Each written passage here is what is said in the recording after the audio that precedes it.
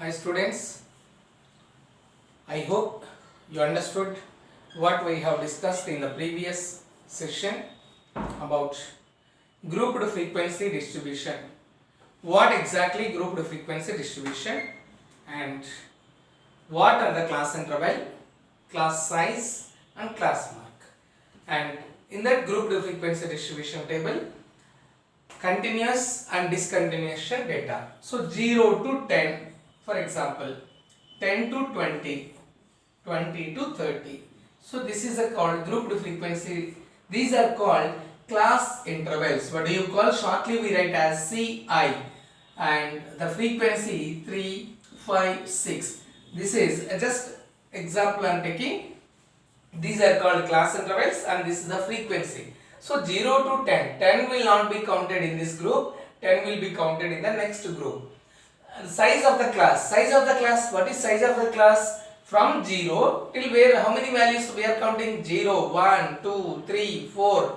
Again 5, 6, 7, 8, 9. So 10. That class size is 10. That is called class size. Now 0 to 10. 0 is the lower limit. 10 is the upper limit. 10 to 20. 10 is the lower limit. 20 is the upper limit. These are called class intervals and these are called frequencies. And the class size I told you. Class mark. Class mark is equals to class mark, or you can say in other word midpoint. Midpoint of the class interval. Class mark is equals to lower limit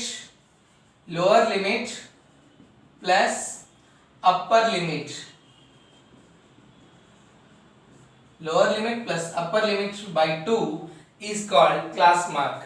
Midpoint of each class interval. 0 to 10. 0 plus 10.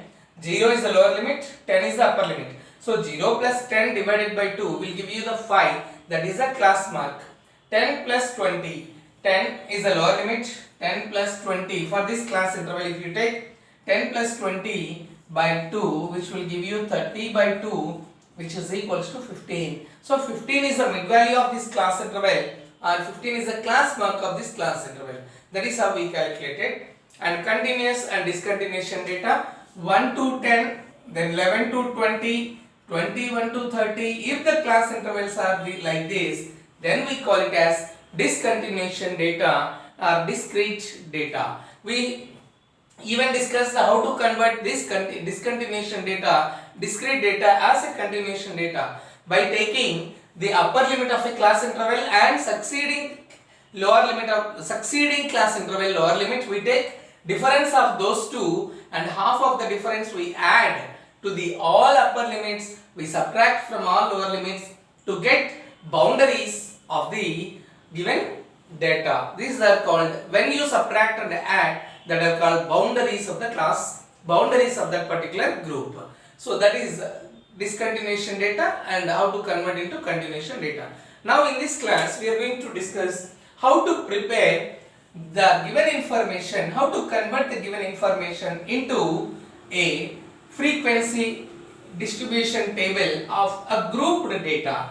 The given information will be there based on the given information, and sometimes they give the class intervals in the question itself, or sometimes we need to arrange the class intervals based on the given information. So based on the given information we need to prepare a grouped frequency distribution table. To grouped frequency distribution table means immediately what are the things, what necessary columns are required. What necessary columns are required? One are the class intervals, then the tally marks, then frequencies. These are the necessary things. Let us discuss about this grouped frequency distribution table, how to prepare by using tally marks from the with the given information. We will see one example.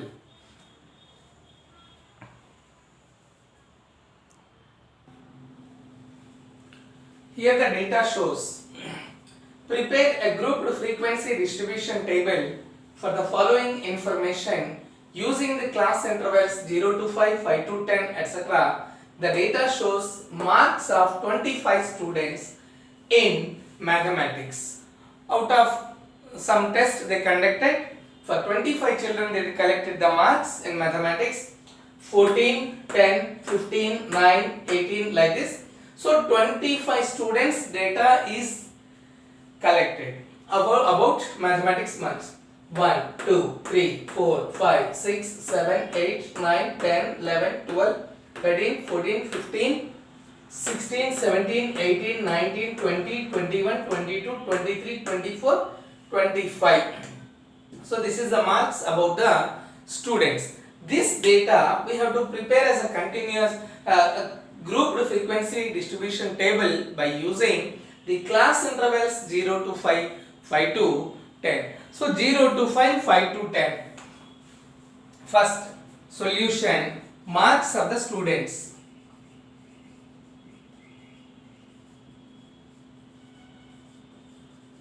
Marks of students, instead of you can write even class intervals, because this column shows class intervals time. In shortly I am writing here CI, that means class intervals, and here tally marks, and next here the next column is about frequency or number of students.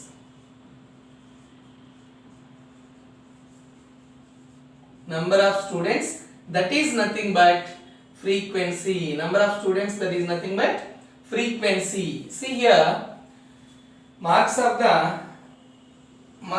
students means from where to where they scored. Tally marks, number of students. This we denote as with F, that is nothing but frequency. This is F, frequency.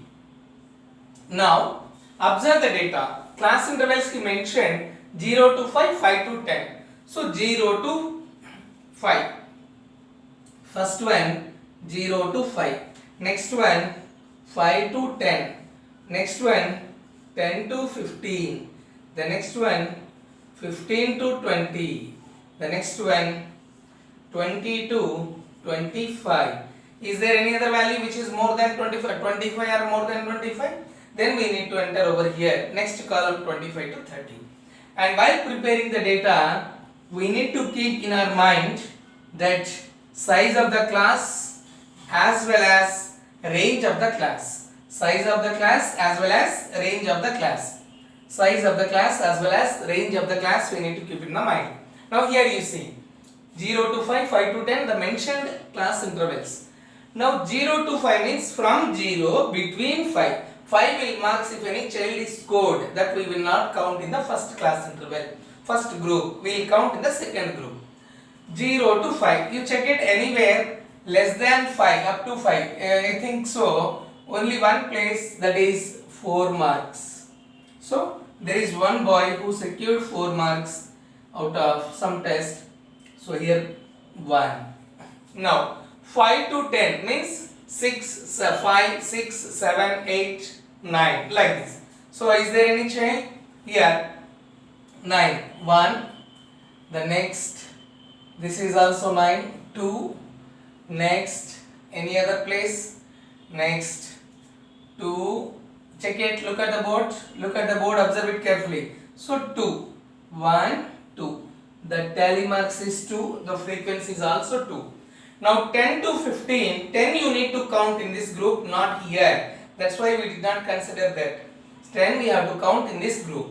Now, first one, 10. I mean 10 to 15 means 10, 11, 12, 13, 14. So this is 1. I am keeping again on this into mark. 1, then 2. So first 1, 2, we write those two, again we forget. Then 3. Then next here this one 4. The next 10 is here, with that 5. 5 means you have to make a cross line. Next line you see 6, this one, so 6. Next this one 7. Next you see any other one which are between, next this one 8. Next this one 9, this one. So there are 9 students who secured 10 to 15. there are 9 students. Next, 15 to 20. 15 to 20, you see, means 15 you have to count in this group and 20 will not count in this. 15. So this is 1. Again I am making a circle. 1. Next, 2. Next, 15 to 20. So this will come 3. This will come 4. 18 will come in this group. So next, this will come 5. So make a cross line. Next, 17 also in this group. Next, 6 tally marks. Then this also will come. Next, here. Now 20 we should not count in this group. We have to count in the next group. Then this will come 8. Then this will come 16 also will be in this group. So here 5 plus 4, 9. Next, now 20 to 25 how to see. 20 to 25. So 20 we didn't count in this group. 20 have to count in the next group. 20 in the first line anyway left over this is. So now I am keeping again tick mark. 23. So that is 1. Next, again this one 2. Next 21. 3. Next 24. So 4. You check it any other place we left any value. Total number of students is 25. So anywhere we left any value, check it once. Look at the board. Look at the board. So 20 to 25, 4 students we got. Now if you add the total, did we left any observation which we did not include? Once again you check. After confirmation then we add.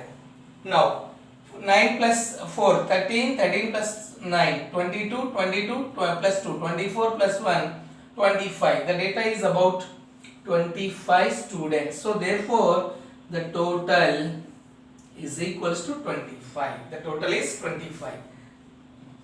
Check it. Total 25. 25 students. This is how to prepare. So then, sir, we may get confusion if the data is. Then for that the better way is you need to arrange the values in either ascending or descending order, because we are starting from 0. So better go for ascending order. Then it will be easy for you to identify the values which lies between this group. Which is the best way? After seeing the question, instead of keeping tick mark, circles, crossing, these are all the things. The best way, actually we need to do that way only. Best way is arrange the values. These values if you arrange in ascending order, these values if you arrange in ascending order, then it will be easy for you to prepare a frequency distribution table of grouped data. Whatever the data, maybe it is a grouped or ungrouped, if you arrange in a particular order, either ascending or descending, then it will be easy for you to get the frequency without any confusion. I hope you understood. Now these are the class intervals: lower limit, upper limit, tally marks and the frequency, which is nothing but number of students. That is, a frequency is denoted by F. Class intervals shortly denoted by Ci. Class intervals shortly denoted by Ci. These are class intervals, tally marks, frequency. I hope you understood. Which is the best way? What is the first step you have to do?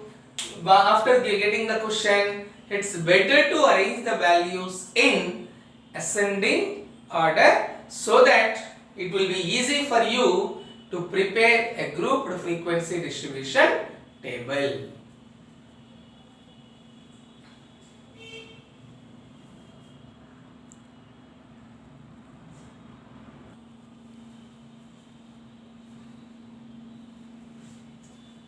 Now you see, children, here we have exercise 14.1. In that, two questions you have. Those two questions are the questions. Give 5 examples that you collect from your day-to-day life, data which you can collect from your day-to-day life. Suppose if you take a classroom, I give a best example, day-to-day, 5 examples you have to give.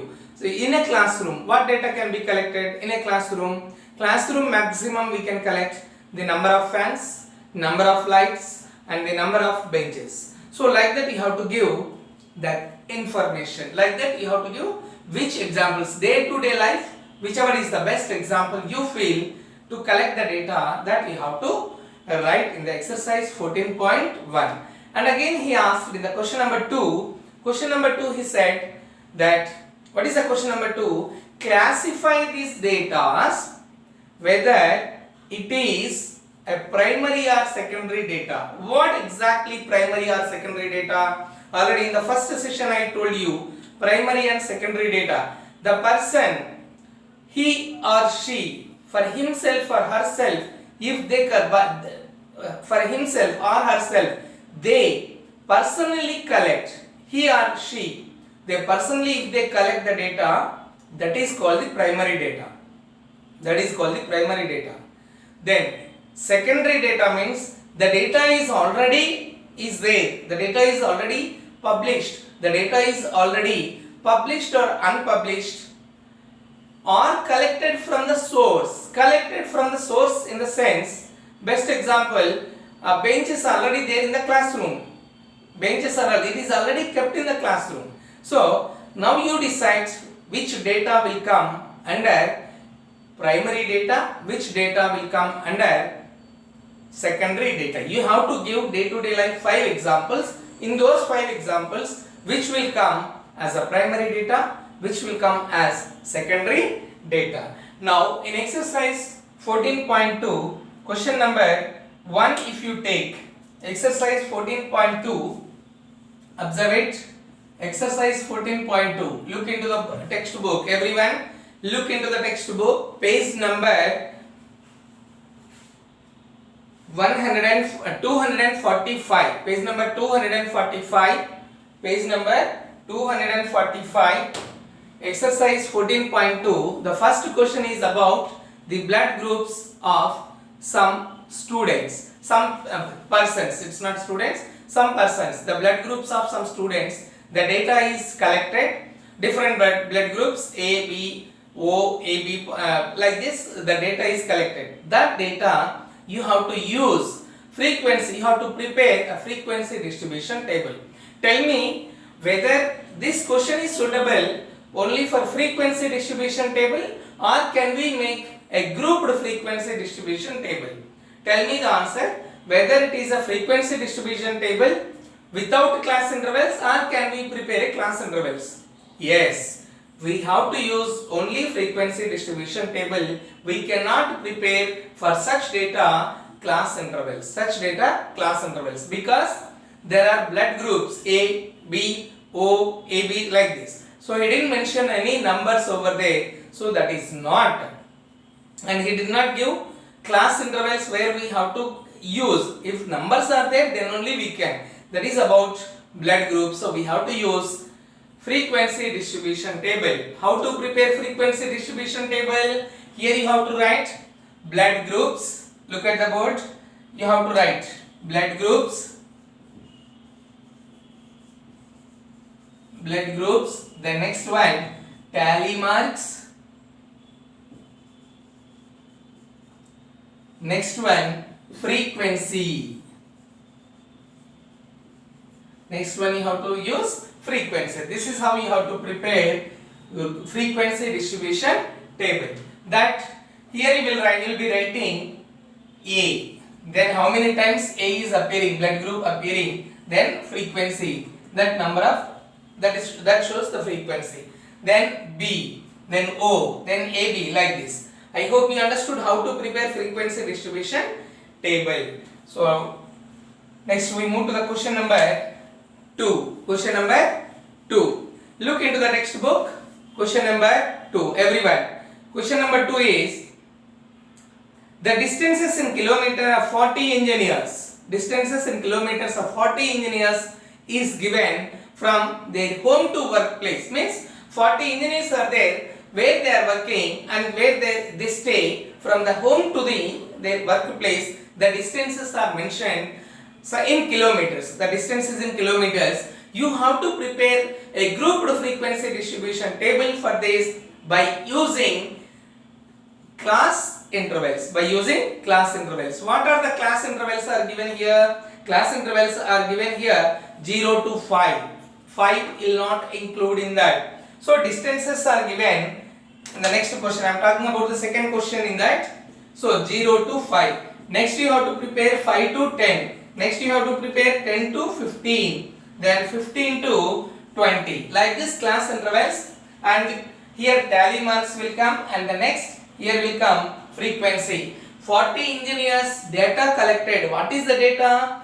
Where they are staying and where they are working. From home to the workplace, the distance, how much distance they are traveling, the distance is collected. So that information you are going to arrange in grouped frequency distribution table by using this class intervals. I hope you understood how to prepare grouped frequency distribution table. Can you prepare it? Can you prepare it? Yes. Next, now question number 3. It is about, anyone can read the question. Anyone can read the question. You look into yourself, read the question, understand, read in the mind, read yourself carefully. The data is showing. Yeah, what exactly the data? The data is showing the relative humidity in a particular month of that 30 days. Data collected of particular place. In a particular month, the data is collected about in a particular place. So relative humidity, it shows, it is in percentage. It is in percentage. So the numbers are like this. 90, 98.1, 98.6, 99.2, like this data is given. The class intervals, you have to use 84 to 86. Class intervals you have to use 84 to 86 and 86 to 88. So between 84 to, now you see 84 to 86, 86 to 88, then 88 to 90. I am talking about the third question. 84 to 86, 86 to 88, 88 to 90. These are the class intervals which you need to prepare. That is the relative humidity. Next, here tally marks will come. Next, frequency will come. Can you prepare frequency distribution table? So the first question, second question and third question. First question is only frequency distribution table, no class intervals will come. Second and third question place will be having class intervals as well as class intervals and tally marks and frequency. So this is about third question. Next, see the question number 4. Question number 4. See the question number 4. Question number 4 is about, it shows some data. Question number 4, page number 245. Question number 4. The heights of 50 students measured the nearest centimeters. Up to nearest centimeters they measured. How many students are there? 50 students heights they collected. That we need to prepare as a frequency distribution table. That frequency distribution table. So question number 4 is also similar way you have to complete. Question number 4 you have to complete by using tally marks as well as class intervals and frequencies. Question number 4. What data exactly it shows? The question number 4, what data it is showing? It is showing about the heights of 50 students. Here the total frequency, he is saying 50 students means the total frequency is, total of all the students is 50. And heights is given in centimeters. So you have to use the class intervals. He mentioned the class intervals. What class intervals he mentioned below that? Anyone can say? Class intervals he mentioned in the question, that is 160 to 165, 165 to 170. So class intervals you have to use 160 to 160 to 165 and then 165 to 170. These are the class intervals. And continue 170 to 175 like this. You have to use the class interval to prepare a frequency distribution about question number 4. Question number 4.